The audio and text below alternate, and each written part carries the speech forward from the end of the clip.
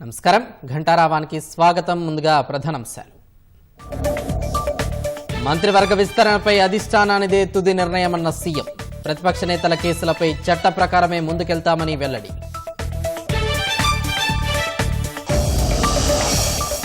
పెట్టుబడులు ఆకర్షించేందుకు వీలుగా పారిశ్రామిక విధానాలు. ద్వితీయ, తృతీయ శ్రేణి నగరాలకు పరిశ్రమలు వస్తాయన్న శ్రీధరబాబు. మస్తాన్ సాయి కేసులో రంగంలోకి యాంటీ నార్కోటిక్స్ పోలీసులు. డ్రగ్స్ దందాపై మరింత లోతుగా విచారించనున్న బృందం.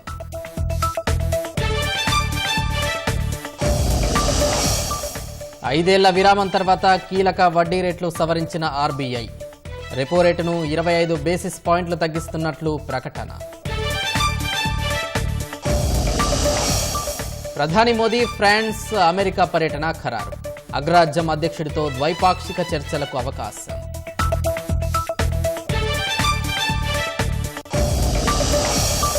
జమ్మూ కశ్మీర్లో 7 ఉగ్రవాదుల హతం. సైనిక శిబిరంపై మెరుపు దాడి చేసిన వారిని మట్టుబెట్టిన సైన్యం.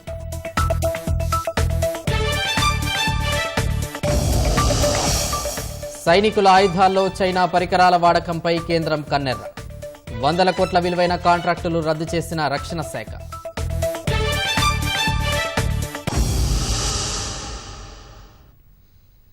రాష్ట్రంలో ఇప్పట్లో మంత్రివర్గ విస్తరణ లేనట్లేనని ముఖ్యమంత్రి రేవంత్ రెడ్డి సంకేతాలు ఇచ్చారు.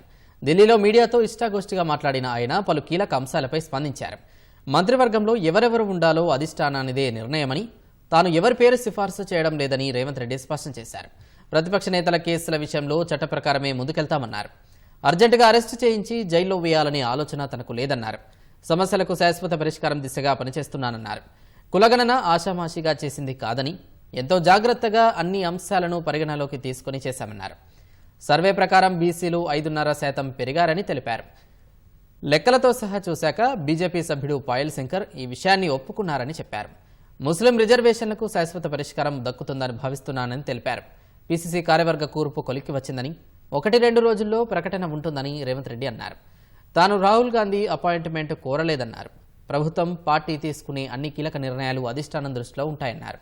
అధిష్టానానికి తెలియకుండా నిర్ణయాలు ఉంటాయని, తెలియని వాళ్ళు అనుకుంటే చేసిందేమీ లేదన్నారు. పార్టీ నేతల మనోభావాలకు అనుగుణంగానే నడుచుకుంటానే తప్ప వ్యక్తిగత నిర్ణయాలు ఎప్పుడూ ఉండవన్నారు. పార్టీ ఇచ్చిన పని పూర్తి చేయడమే లక్ష్యమన్నారు. రాహుల్ గాంధీకి తనకు మధ్య ఉన్న అనుబంధం గురించి తెలియని వాళ్ళు ఎన్ని మాట్లాడుకున్నా తనకేం కాదన్నారు.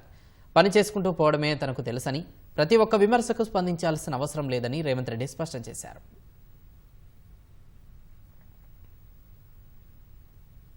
కులగణన సర్వేను పకడ్బందీగా నిర్వహించి శాసనసభలో ప్రవేశపెట్టామని రోడ్లు, భవనాలు, సినిమాటోగ్రఫీ మంత్రి కోమటిరెడ్డి వెంకటరెడ్డి అన్నారు.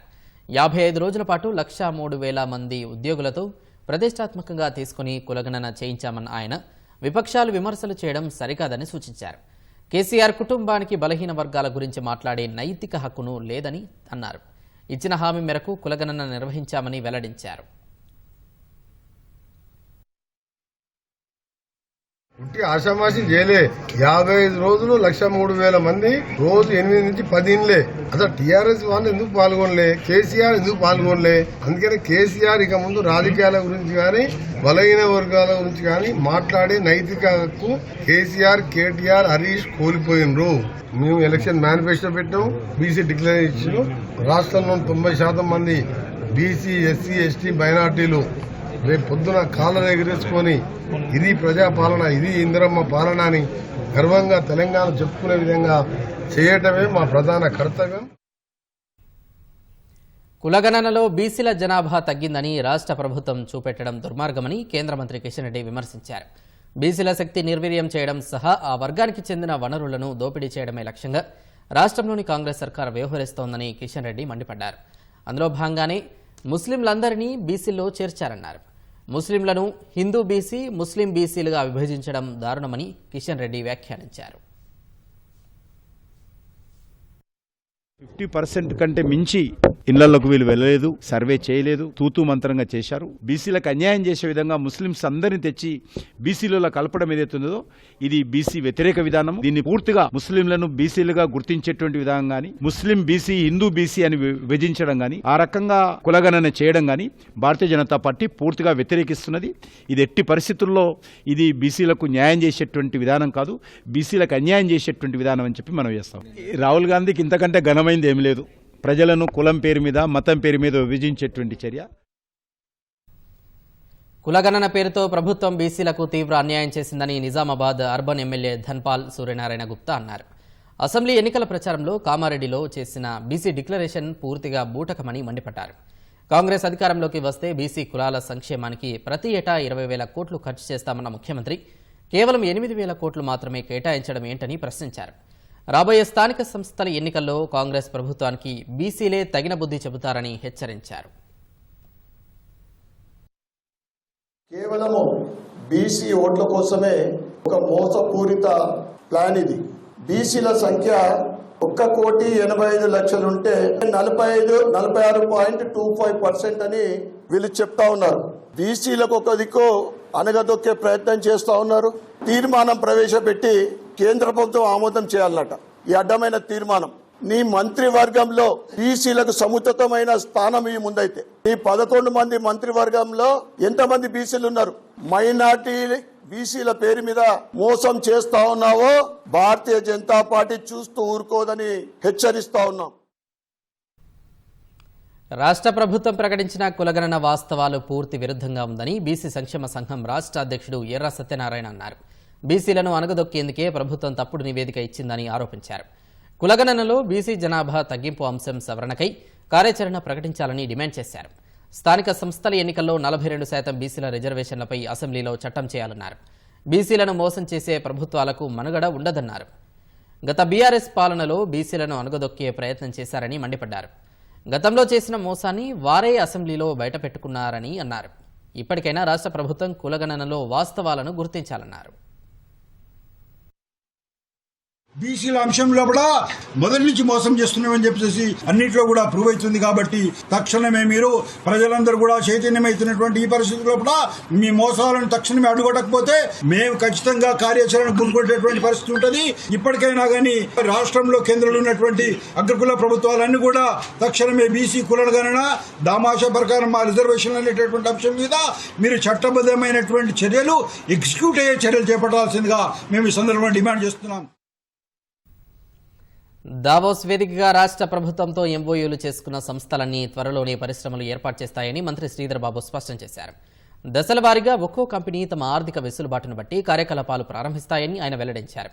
ఈ మేరకు సెంటిలియాన్, హెచ్సి రోబోటిక్స్ కంపెనీ ప్రతినిధులు మంత్రిని కలిసి డ్రోన్ టెక్నాలజీ విస్తరణకు సంసిద్ధత వ్యక్తం చేశారు. తద్వారా ఈ ఏడాదిలో 500 కొత్త ఉద్యోగాలు ఇవ్వనున్నట్లు సంస్థల ప్రతినిధులు తెలిపారు. యూజీసీ ముసాయిదా నిబంధనలను తక్షణం కేంద్ర ప్రభుత్వం ఉపసంహరించుకోవాలని మంత్రి శ్రీధర్ బాబు ఈ సందర్భంగా డిమాండ్ చేశారు. ఫండమెంటల్ థింగ్ ఇస్ ఎంఓయూలు చేయటం. దాని తదుపరి జరిగే ఎక్సర్సైజెస్ లో మేము 100% తీసుకురావాలని ప్రయత్నం చేస్తాం.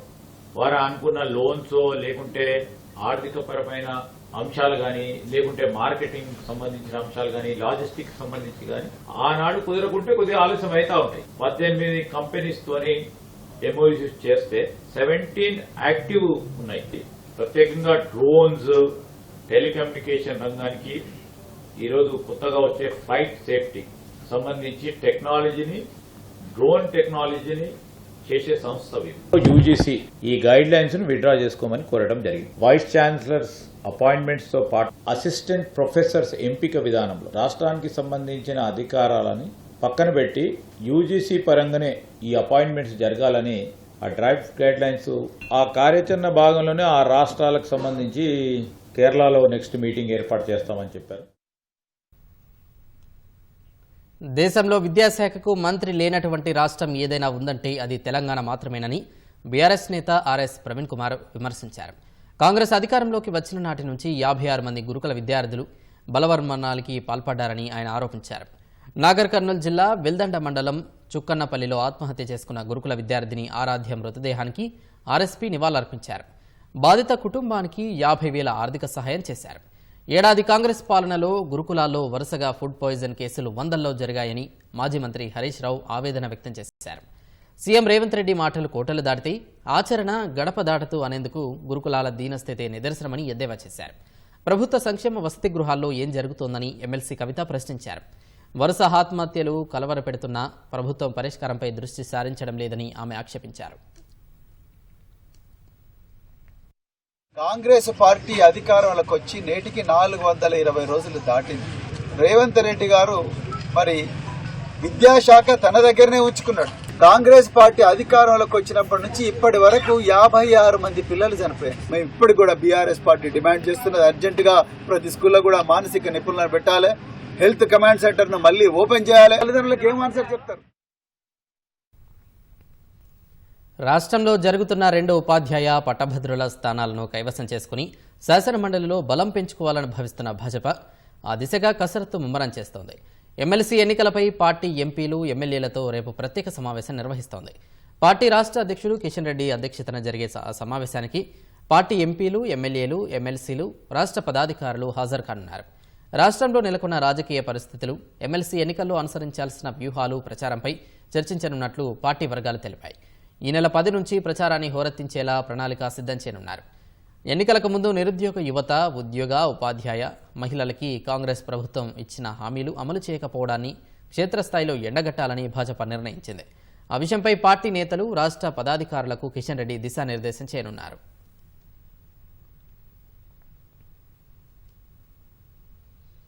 అప్పుల ఊబి నుంచి బయటపడేందుకు ఆస్తులు అమ్మాలని మదర్ డైరీ పాలకవర్గం నిర్ణయం తీసుకుంది. Mother Dairy chairman Madhusudan Reddy అధ్యక్షతన హైదరాబాద్లోని హయత్ నగర్లో నల్గొండ, రంగారెడ్డి పాల ఉత్పత్తిదారుల యూనియన్ సర్వసభ్య సమావేశం జరిగింది. సమావేశంలో నష్టాల్లో ఉన్న సంస్థను గట్టెక్కించేందుకు ప్రత్యామ్నాయ మార్గాలపై చర్చించారు. 2023-24 నాటికి సంస్థ 35 కోట్ల నష్టంలో ఉందని, పాడి రైతులకు చెల్లించాల్సిన బకాయిలు 22 కోట్లు ఉన్నాయని పాలకవర్గం వెల్లడించింది. హయత్ నగర్ మిల్క్ యూనిట్లో మరమ్మతుల కోసం 5 కోట్లు వెచ్చించాలని ప్రతిపాదన పెట్టారు. మదర్ డైరీ నష్టాలకు నిర్వహణ లోపాలే కారణమంటూ సభ్యులు నిరసన తెలిపారు. డైరెక్టర్లు, సొసైటీ చైర్మన్ల నిరసనలతో నల్గొండ జిల్లా చిట్యాలలో సంస్థకున్న 29.36 ఎకరాలు, మిర్యాలగూడలోని 1.5 ఎకరాలు వేలం వేయాలని చైర్మన్ మధుసూదన్ రెడ్డి ప్రతిపాదించారు. వేలం ద్వారా వచ్చిన సొమ్ముతో అప్పులు తీరుస్తామని చెప్పారు. ఆ విషయంపై అభిప్రాయాలు తెలపాలని డైరెక్టర్లు, సొసైటీల చైర్మన్లను కోరారు. యువతుల ప్రైవేటు వీడియోలను సేకరించి బెదిరింపులకు పాల్పడుతున్న వ్యవహారంలో అరెస్టైన మస్తాన్ సాయి కేసులో యాంటీ నార్కోటిక్స్ పోలీసులు రంగంలోకి దిగారు. ప్రత్యేక టాస్క్ ఫోర్స్ బృందాన్ని అధికారులు ఏర్పాటు చేశారు. మస్తాన్ సాయి డ్రగ్స్ దందాపై ఈ టీం ఆరా తీస్తోంది. ఇప్పటికే కీలక ఆధారాలు సేకరించింది. టాస్క్ ఫోర్స్తో కలిసి సైబరాబాద్ నార్కోటిక్ బ్యూరో పనిచేస్తోంది. ఇప్పటికే లావణ్య ఫిర్యాదుతో మస్తాన్ సాయిని పోలీసులు అరెస్ట్ చేశారు. అతడిని నార్సింగ్ పోలీసులు 7 రోజుల కస్టడీకి కోరారు. కస్టడీ విచారణలో తెలంగాణ న్యాబ్ పోలీసులు పాల్గొననున్నారు. మస్తాన్ సాయి డ్రగ్స్ పార్టీలో పాల్గొన్న వారికి అధికారులు నోటీసులు ఇవ్వనున్నారు. ప్రధానమంత్రి నరేంద్ర మోదీ ఫ్రాన్స్, అమెరికా దేశాల పర్యటనకు షెడ్యూల్ ఖరారైంది. ఈ నెల 10న ఫ్రాన్స్కు వెళ్లనున్న మోదీ అక్కడ 12వ తేదీ వరకు పర్యటించనున్నారు. ఆ పర్యటనలో భాగంగా ఫ్రాన్స్ అధ్యక్షుడు ఎమాన్యుయల్ మాక్రాన్తో కలిసి ఏఐ యాక్షన్ సమ్మిట్లో పాల్గొంటారని విదేశాంగ శాఖ కార్యదర్శి విక్రమ్ మిశ్రీ వెల్లడించారు. అనంతరం కెదహాష్ ప్రాంతంలో భారత్, ఫ్రాన్స్లు భాగస్వాములుగా ఉన్న అంతర్జాతీయ థర్మోన్యూక్లియర్ ఎక్స్పెరిమెంటల్ రియాక్టర్ మోదీ సందర్శిస్తారు. ఫ్రెంచ్ అధ్యక్ష భవనంలో మాక్రాన్ ఇచ్చే విందుకు ప్రధాని హాజరవుతారు. ఫ్రాన్స్ పర్యటన అనంతరం అమెరికా అధ్యక్షుడు డొనాల్డ్ ట్రంప్ ఆహ్వానం మేరకు 12, 13 తేదీల్లో ప్రధాని అగ్రరాజ్యానికి బయలుదేరి వెళ్తారు. ట్రంప్ ప్రమాణ స్వీకారం తర్వాత ఆయనతో ముందుగా సమావేశమయ్యే అతి కొద్ది దేశాధినేతల్లో మోదీ ఒకరు. ప్రధాని అమెరికా పర్యటన ఇరు దేశాల ద్వైపాక్షిక సంబంధాలను మరింత బలోపేతం చేస్తుందని విదేశాంగ శాఖ ఆకాంక్షించింది.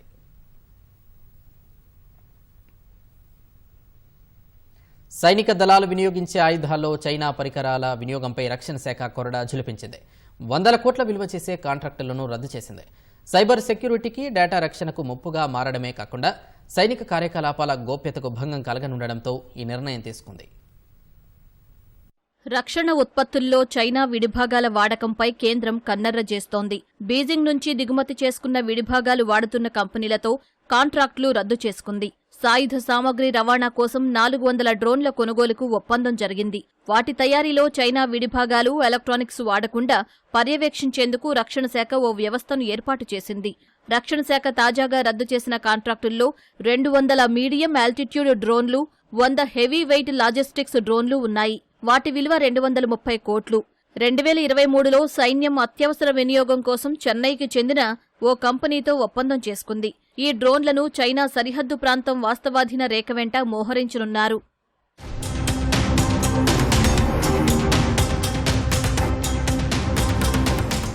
కొన్ని భారతీయ కంపెనీలు డ్రోన్ల తయారీకి కొన్ని విడిభాగాలు, ఎలక్ట్రానిక్స్ ను చైనా నుంచి దిగుమతి చేసుకుంటున్నాయి. ఇది సైబర్ సెక్యూరిటీకి, డేటా రక్షణకు ముప్పుగా మారడంతో పాటు సైనిక దళాల కార్యకలాపాల్లో గోప్యత లేకుండా పోతోంది.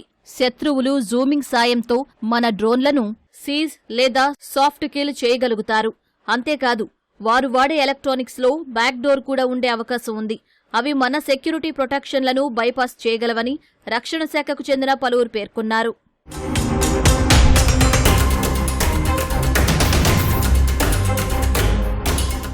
చైనా, పాకిస్తాన్ సరిహద్దుల్లో నిఘా, పహారా సమయాల్లో కొన్ని డ్రోన్లు విఫలం కావడంతో అత్యవసరంగా చర్యలు చేపట్టాల్సొచ్చింది.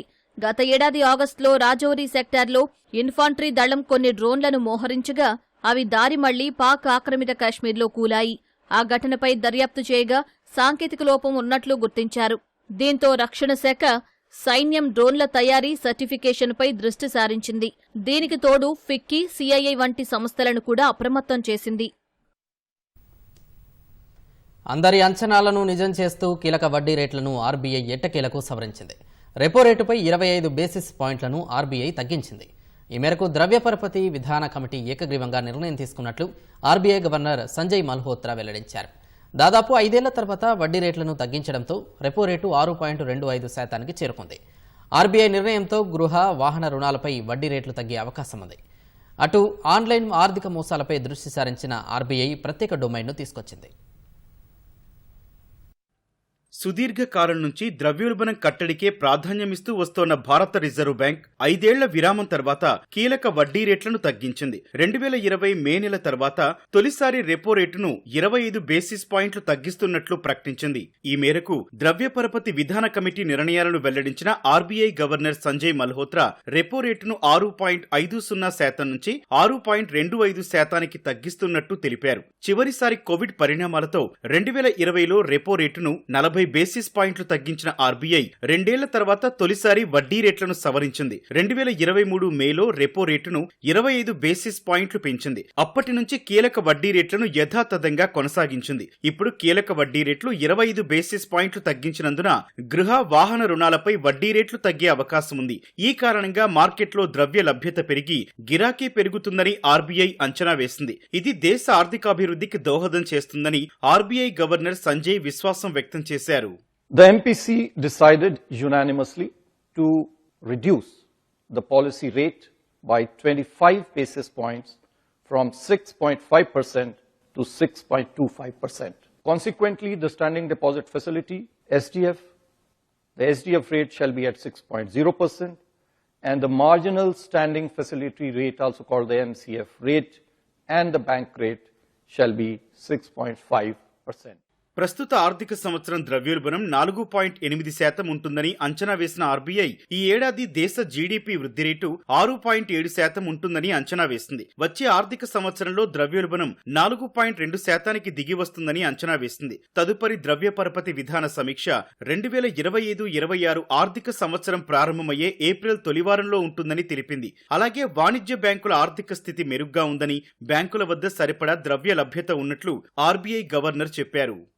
The RBI has estimated that real GDP growth for the next year to be at about 6.7%, with Q1 at 6.7%, Q2 at 7%, Q3 at 6.5%, and Q4 too at 6.5%. Coming now to inflation, CPI inflation for the financial year 2025-26 next year is projected at 4.2%, with Q1 at 4.5%, Q2 at 4%, Q3 at 3.8%, and Q4 at 4.2%.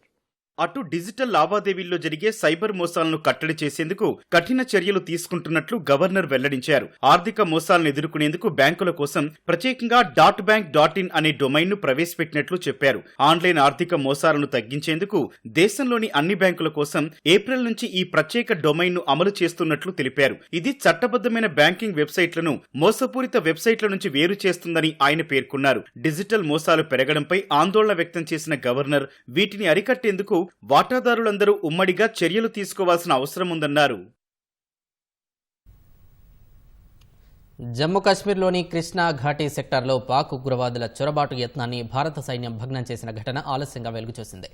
Indian army పోస్టుపై మెరుపుదాడి చేసిన 7 పాకిస్తాన్ చొరబాట్లను మన సైన్యం కాల్చి చంపింది. మృతులలో 2-3 పాకిస్తాన్ సైనికులు కూడా ఉండొచ్చని అనుమానిస్తున్నారు. పాకిస్తాన్ తన భారత వ్యతిరేక ఎజెండాను ముందుకు తీసుకెళ్లే సంఘీభావ కార్యక్రమం కశ్మీర్ సాలిడారిటీ డే సందర్భంగా ఈ దాడి జరిగింది. చొరబాటుదారులకు సహకరించిన పాకిస్తాన్ బోర్డర్ యాక్షన్ టీం పైన భారత సైన్యం కాల్పులు జరిపింది. చనిపోయిన ముష్కరులు అల్ బద్రో గ్రూపునకు చెందిన వారిగా తెలిసింది.